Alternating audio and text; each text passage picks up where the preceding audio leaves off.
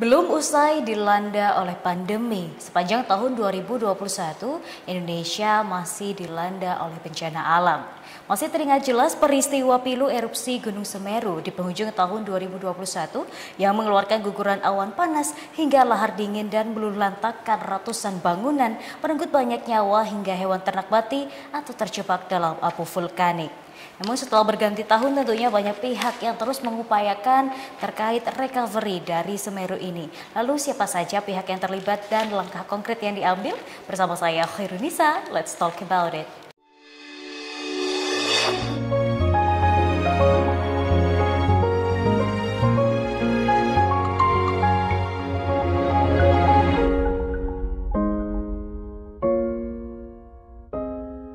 Ya pemirsa, kembali lagi bersama kami dalam program Let's Talk. Pada episode kali ini kita akan berbincang mengenai bagaimana recovery khususnya ekonomi di Semeru bersama dengan narasumber kita hari ini yaitu Bapak Khalid Mawardi PhD. Beliau merupakan PIC Cluster Ekonomi MBKM Semeru dan juga dosen via Universitas Brawijaya. Kita sapa terlebih dahulu. Assalamualaikum Bapak. Waalaikumsalam, Amel. Gimana kabarnya? Oh, alhamdulillah, saya ditanya dulu Bapak bagaimana kabarnya hari ini? Alhamdulillah sehat-sehat. Alhamdulillah, baik Pak. Sesuai tema hari ini tentang Semeru, tapi mungkin sebelum kita spesifik membahas terkait dengan ekonomi dan pemulihannya, kira-kira bagaimana nih pendapat Bapak saat ini? Indonesia kan masih dalam pandemi, tapi juga ada bencana alam khususnya Semeru. Bagaimana? Baik, yang pertama-tama tentu kita sebagai umat yang beragama harus kembali merefleksikan diri ya. Artinya ada fenomena yang cobaan bagi kita. Sehingga kita sebagai manusia ya berkewajiban untuk saling membantu di tengah-tengah kondisi pandemi ini. Jadi artinya satu sisi kita harus membantu turun tangan, di sisi lain kita harus tetap menjaga prokes ya dalam menjalankan kegiatan kita untuk membantu sesama manusia. Jadi itu tantangannya itu. Berbicara tentang mitigasi bencana, Pak. Ini kita sebagai masyarakat dan juga Bapak sebagai akademisi melihat apakah Indonesia saat ini sudah mumpuni untuk memiliki mitigasi bencana yang ya.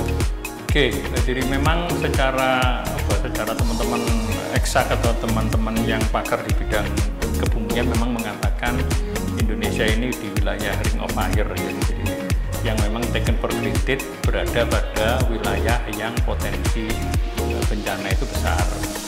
Tetapi di sisi lain masyarakat kita secara sosial maupun budaya itu nampaknya tadi itu belum menganggap fenomena bencana itu sebagai fenomena alam yang harus diantisipasi, dimitigasi, tetapi lebih menganggap itu sebagai jadi bencana cobaan dari Maha Kuasa, sehingga artinya ikhtiar untuk mitigasi itu nampaknya belum benar-benar menjadi sebuah kesadaran bersama. Padahal kita seharusnya menyontoh ke beberapa negara maju, masyarakat, kemudian kebijakan maupun teknologinya itu sudah mengarah kepada antisipasi dan mitigasi potensi bencana. Itu yang harus terus kita sadarkan kepada masyarakat dan pada umumnya. Gitu, Pak. Kalau kita melihat stigma masyarakat biasanya bencana ini sama dengan hal-hal negatif gitu ya.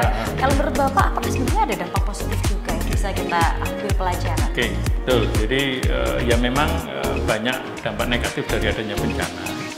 Tetapi kadang-kala behind the scene itu di belakang adanya bencana itu kadang-kadang ada yang sesuatu yang blessing in disguise gitu.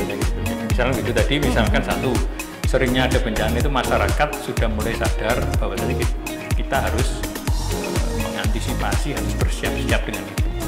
Dan kedua, dengan adanya bencana itu kadang-kala sense of crisis atau kepedulian masyarakat itu semakin meningkat. Jadi yang sebelumnya individualis, kemudian dengan adanya bencana itu maka ada gerakan-gerakan, inisiatif-inisiatif untuk jadi membantu sesama.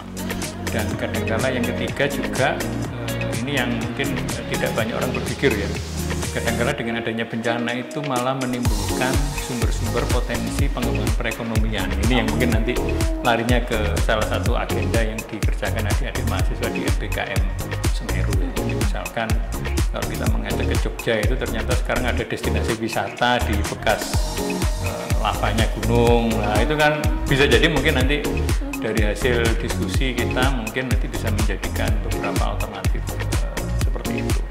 Mungkin kasus Lumajang juga dengan adanya bencana banyak sumber daya mineral yang bisa dimanfaatkan, ya batu-batuan, pasir, tapi tetap itu akan menjadi potensi ekonomi dan harus diatur dengan baik. Jadi itu sisi-sisi positif yang ada di dalam adanya bencana di Semeru. Oke, baik. Wah, ini menarik Pak. Kalau yang banyak diekspos media terkait dengan akibat dari bencana biasanya berkaitan dengan fasilitas umum atau hal-hal yang berkaitan dengan fisik yang terlihat oleh mata. Tapi sebenarnya ada juga nih hal-hal yang mungkin kita sebut hal sosial itu terlihat salah satunya ekonomi. Sebenarnya aspek apa saja sih Pak yang terdampak ketika terjadi bencana? Iya Mbak Mel, jadi ketika ada bencana itu tentu saja tidak hanya lingkungan yang terkena dampaknya, tetapi juga kehidupan sosial, ekonomi, bahkan budaya masyarakat sekitar. Kan kita bisa bayangkan ketika masyarakat hidup secara normal dalam sebuah wilayah, dalam sebuah desa, dengan adanya bencana dan ini gunung meletus, akhirnya kan mereka tidak bisa beraktivitas ekonomi secara normal. Sumber daya ekonomi atau apa istilahnya sebagai sumber pendapatan mereka sehari-hari juga hilang. Kemudian masyarakat yang punya lahan untuk bercocok tanam, bertani, dan akhirnya tanahnya juga tidak bisa dimanfaatkan. Termasuk masyarakat yang punya peternakan, itu mereka hilang semua. Dengan adanya itu, maka dengan adanya bencana tentu saja aspek ekonomi itu menjadi salah satu aspek yang terdampak secara signifikan bagi masyarakat. Jadi mereka tidak lagi punya mata pencaharian yang mereka lakukan selama ini. Itu yang nanti menjadi salah satu agenda kita di MBKM Semeru. Baik. Wah, ini menarik Pak. Ketika terjadi hal-hal atau dampak seperti itu, siapa sebenarnya bertanggung jawab untuk memulihkan kembali? Apakah di sini pemerintah memiliki peran yang sangat cepat untuk misalnya bisa mengembalikan, atau ada stakeholder lain yang akhirnya turut terlibat? Oke. Jadi kalau berbicara tentang skala prioritas, seharusnya memang pemerintah dalam hal ini. Tetapi tidak berarti menegasikan peran dari semua pihak yang berkewajiban ya. Jadi tidak hanya pemerintah, tapi juga mungkin masyarakat luas, kemudian private sector ya, sektor swasta yang selama ini mungkin bergerak di bidang bisnis dan ekonomi, mereka juga berkewajiban.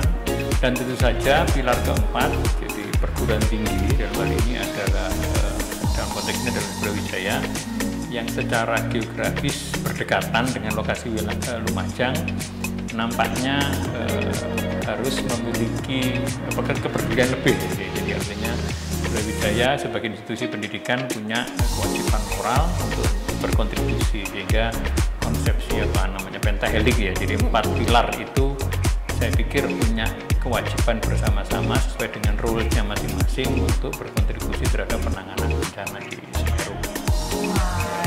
Ini semakin menarik Pak untuk dibahas lebih lanjut tentunya ya. Apalagi sempat disebutkan bahwa dalam sektor ekonomi juga banyak yang kehilangan mata pencaharian. Nah, apakah ini hanya terjadi di Semeru atau di daerah-daerah sekitarnya juga, terutama Kabupaten Lumajang? Kita akan bahas segmen berikutnya. Jangan kemana-mana, tetap di program Let's Talk.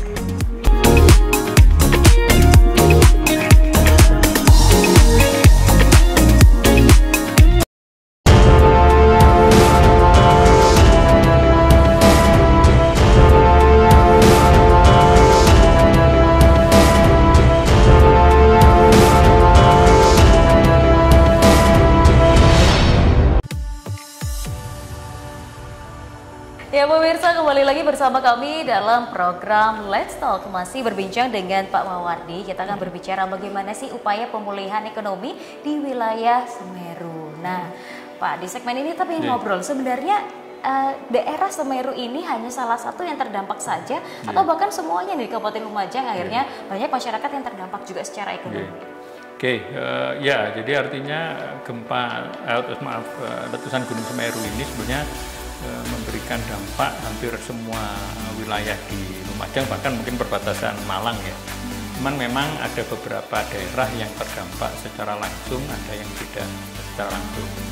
Salah satunya adalah tempat yang menjadi pusat kegiatan BKM Semeru B, yaitu di Kecamatan Pronojiwo. Kemudian ini secara geografis dekat dengan Kabupaten Malang, tapi juga terkena dampak adanya erupsi Gunung Semeru ini. Jadi memang kalau mau mengcover semuanya kelihatannya memang luas, cukup banyak. Jadi kemarin tim MBKM bersepakat untuk paling tidak tahap awal ini memilih Kecamatan Pronojiwo sebagai salah satu wilayah untuk berkegiatan MBKM. Nah, langsung kita sambung nih Pak Mawardi.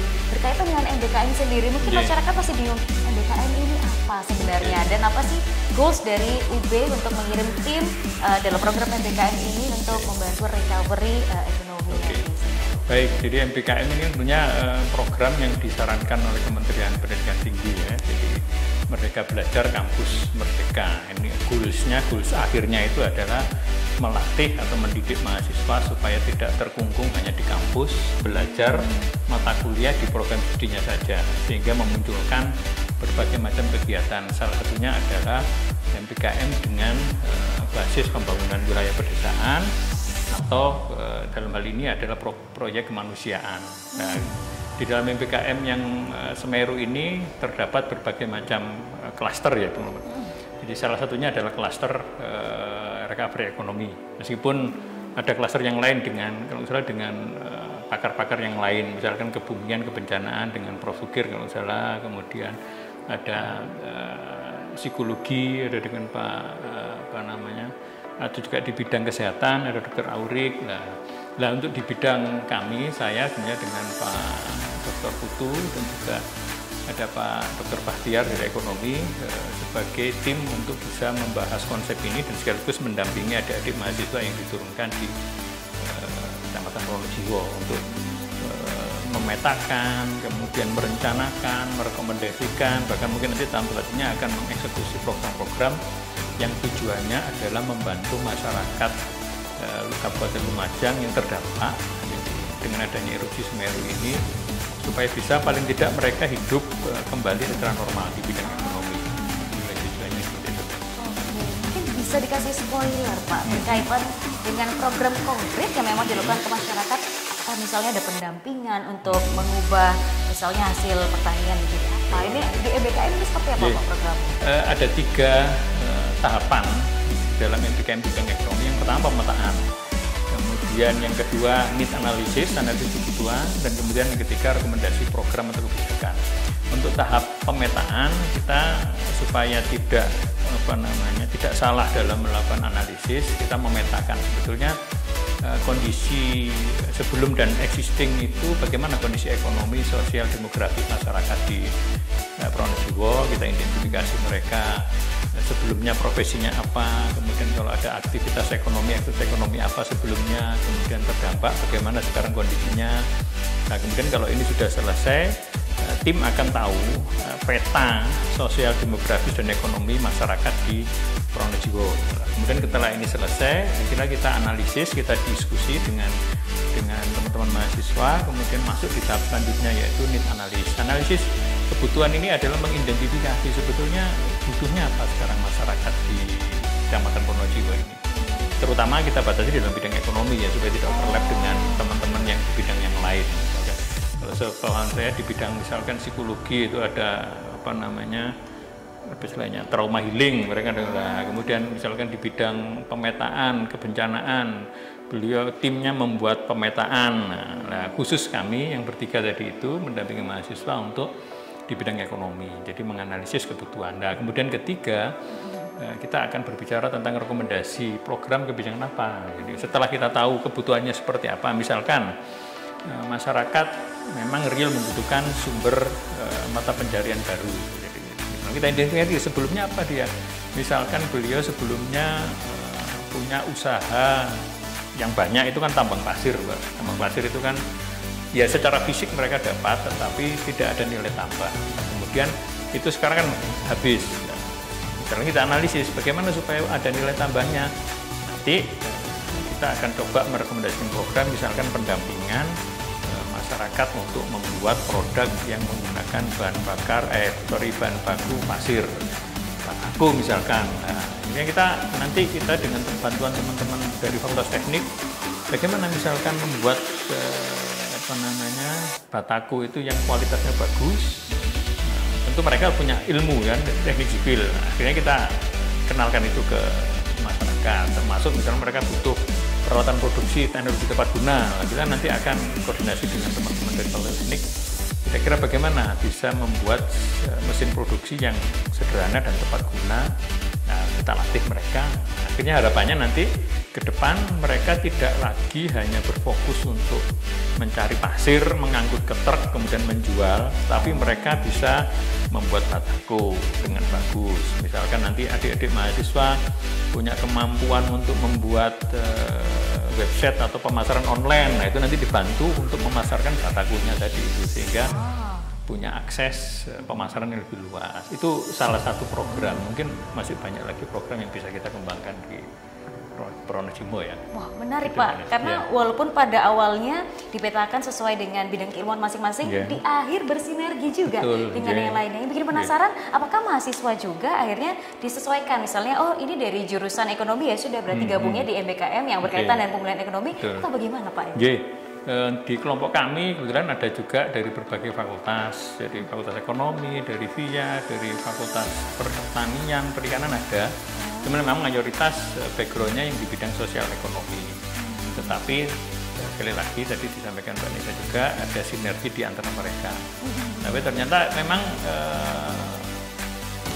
realitasnya mahasiswa itu ternyata kreatif. Jadi pemahaman kita kan dulu melihat mahasiswa sekarang kan milenial nggak pernah turun ke lapangan, tetapi ternyata mereka ada beberapa bahkan yang sudah terlibat aktif di Kabupaten Lumajang untuk kegiatan penanganan bencana. Sehingga kita tinggal memotivasi, mengarahkan, dan pikir mereka bisa berjalan dengan baik. Oke, wah semakin menarik ini berbincang berkaitan dengan program MBKM UB, dan kita masih akan bahas di sesi berikutnya. Jangan kemana-mana, tetap di program Let's Talk.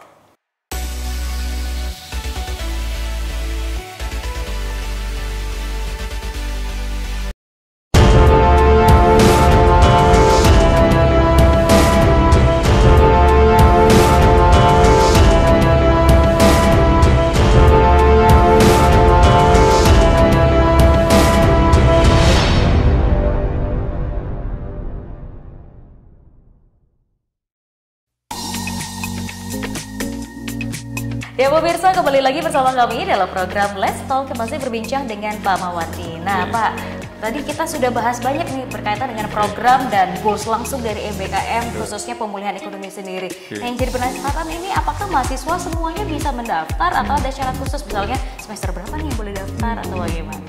Oke, jadi informasi lebih detail kan nanti disosialisasikan oleh masing-masing KPS. Tapi intinya adalah mahasiswa diberi kesempatan dengan MBKM itu kan ada jatah 20 SKS yang bisa ditempuh di konversi mahasiswa. Jadi syaratan lebih detail, jadi ya memang mereka yang memang sudah berhak untuk menempuh di semester lanjut. Jadi biasanya di semester genap berarti semester paling tidak semester 4 ya, semester 4 ke atas. Dan yang lebih penting adalah mereka harus memprogram itu. Jadi dalam KRS harus diisi program MBKM. Tentu nanti dari KPS akan menawarkan list mata kuliah yang bisa dikonversi. Jadi nanti masing-masing prodi atau fakultas ada PIC-nya yang membantu mahasiswa untuk mendaftar bagaimana caranya. Di samping juga ada seleksi, jadi ada seleksi. Jadi kalau salah sekarang sudah bertahap seleksi kedua, sudah ada seleksinya. Jadi, intinya kan seleksi itu untuk memastikan jadi mahasiswa itu siap atau tidak turun ke lapangan, kemudian rekomendasi orang tua tentunya, tadi disinggung Mbak Nisa di awal dalam kondisi pandemi, jadi sehingga kadang-kadang kan ada orang tua yang masih ragu-ragu, ya itu kita nggak bisa memaksa itu, tapi intinya adalah memastikan mereka siap baik secara akademis maupun secara fisik kesehatan untuk bisa mengikuti program MBKM. Setelah mereka daftar, diseleksi, diterima, nanti akan ada pembekalan materi-materi yang penting yang terkait dengan apa yang akan mereka lakukan di lapangan. Oke, gitu. Program ini selama berapa bulan Pak untuk teman mahasiswa? Turun di lapangan gelombang pertama masih direncanakan 2,5 bulan. Jadi memang tahap awal ini kan ya masih meraba-raba ya tentunya, sehingga berharap nanti gelombang kedua dan selanjutnya sudah bisa fix sehingga jalannya bisa lebih lancar. Oke. Kemudian kendala apa Pak yang ditemui ketika terjun ke lapangan ini, sudah berjalankah programnya? Sudah. Oke. Ya, gambarannya kan mungkin kalau zaman saya kuliah itu kan dulu seperti KKN ya. KKN. Jadi kan itu katanya apa yang disampaikan, apa yang kita kuliahkan di kampus itu tidak sepenuhnya sama dengan yang di lapangan. contoh sederhana adalah dalam berbahasa, berkomunikasi ya. Seperti kita secara demografis kan masyarakat penduduk Pronojiwo ini kan mayoritas berbahasanya bahasa Inggris Timur ya, bahasa Madura. Nah itu tidak banyak mahasiswa yang cakap berbahasa Madura. Nah itu kadang-kadang butuh penerjemah yang menggunakan bahasa Indonesia. Penduduk juga tidak semuanya bisa berbahasa Indonesia dengan baik. Jadi ya, kadang itu komunikasi. Dan yang kedua ya tadi itu kadangkala masalah birokrasi di lapangan ya, artinya sebenarnya sudah ada koordinasi dengan pihak kecamatan, tapi kadang-kadang mungkin di lapangan masih butuh koordinasi lagi lebih detail. Kemudian yang ketiga tadi itu kendalanya adalah sebenarnya kalau masalah bantuan, masalah pembiayaan itu semuanya berjalan dengan lancar. Cuman ya tadi masalah-masalah teknis di lapangan itu yang harus dipersiapkan oleh mahasiswa maupun oleh tim sehingga bisa berjalan dengan baik. Tapi so far saya pikir tidak ada kendala yang signifikan sehingga teman-teman itu ketika di laporan di WA group itu animonya antusias sekali. Bahkan kita khawatir kadang-kadang kalau tenaganya diforsir takut mereka sakit ya. Jam 6 sampai jam 11 malam, 12 malam itu mereka masih berkegiatan dan salah satu tim pemetaan itu punya inovasi, jadi beliau bisa membuat pemetaan, kemudian di titik-titik itu nanti dengan diklik itu akan muncul foto-foto kegiatan. Nah itu yang menariknya, jadi dengan tim pemetaan sehingga bisa mengupdate laporan dengan baik, ada progres kegiatan yang bisa kita monitor. Dan tentunya itu boleh diakses oleh masyarakat. Bisa, ya. Selama ini memang sama adminnya, tapi kemudian ketika rapat evaluasi tim yang lain ingin memonitor itu akhirnya diberikan akses sehingga kita bisa tahu di titik-titik ini mahasiswa sedang melakukan apa, itu bisa secara real time bisa kita lihat. Wah, menarik Pak, karena memang tidak semua masyarakat punya akses untuk ke sana tentunya. Dan dengan adanya inovasi ini rasanya ini menjadi hal baru. Jadi tidak hanya melihat dari exposure media yang mungkin hanya satu sisi mata pandang, tapi kalau ini kan kita real seperti apa. Oke, baik. Nah ini ketika di lapangan juga Pak, ketika kita melihat siapa sih stakeholder yang akhirnya berupaya untuk melakukan pemulihan, nampaknya tidak hanya dari institusi akademis seperti UB gitu ya. Kita lihat ada juga sektor lainnya seperti lembaga zakat yang akhirnya mempunyai banyak program juga. Nah ini apakah kalau ketika di lapangan terjadi konflik of interest atau bagaimana nih Pak? Benar Mbak Nisa, di lapangan memang sudah ada bergerak beberapa NGO maupun lembaga-lembaga nirlaba yang memang bergerak di bidang pemulihan pasca bencana ya. Dan Senyampang itu memiliki visi dan misi yang sama, dan saya yakin optimis kalau mereka punya visi dan misi yang sama maka itu bisa disinergikan. Dan itu kan kalau kita mengacu ke IKUB kan indikator kinerja utama, salah satunya kan harus ada partisipasi UB dengan pihak lain dalam melakukan sebuah kegiatan proyek. Malah itu menjadi nilai plus bagi UB, bisa kita laporkan dalam pencapaian IKUB. Jadi ada partner di dalam melakukan kegiatan-kegiatan bersifat sosial. Malah itu bagus mestinya. Ya Senyampang tadi itu kita bisa komunikasikan visi misi kita sehingga punya sinergi yang bagus dengan mereka. Nah yang bikin saya penasaran juga Pak, ketika di lapangan cara membaginya. Oke, ini institusi akademis ini bagian mengerjakan ini, kemudian yang lembaga NGO ngerjain ini. Nanti sinerginya di bagian mana? Nah ini contoh konkret mungkin Pak seperti apa? Misalkan salah satu yang bergerak di bidang ekonomi itu adalah lembaga sukarelawan yang bergerak di bidang pemulihan ekonomi. Jadi misalkan mereka sudah bergerak dengan program pendampingan UMKM.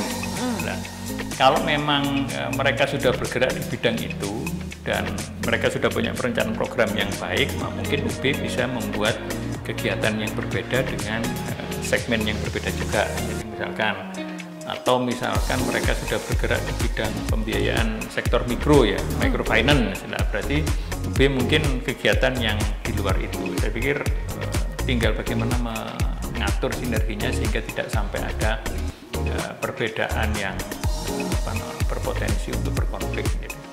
Karena mungkin malah konfliknya di kalangan masyarakat ya, ada isu-isu sensitif yang kadang-kala itu. Tapi kalau kita dengan partner saling bersinergi ya, gitu.